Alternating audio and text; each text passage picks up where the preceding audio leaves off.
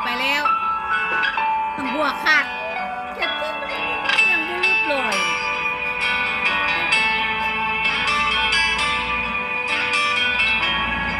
เกิดไปอีก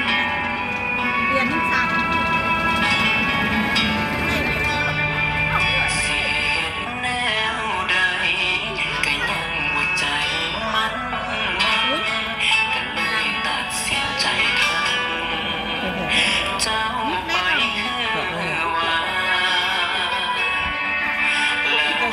ก็ได้คุยกันสร้างความสัมพันธ์ต่อมาจนมือนี้มันค้างคา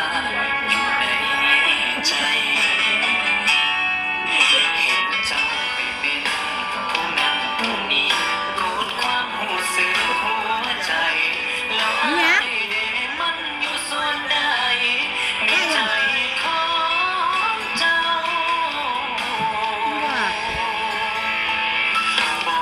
ซ้ำที่คืนเคยบอกเลยกับเพื่อนมันก็มาฝาก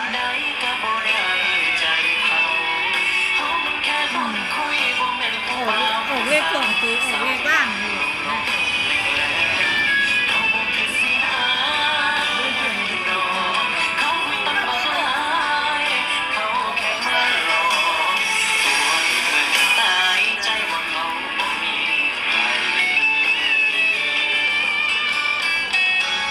ผิดป่ะ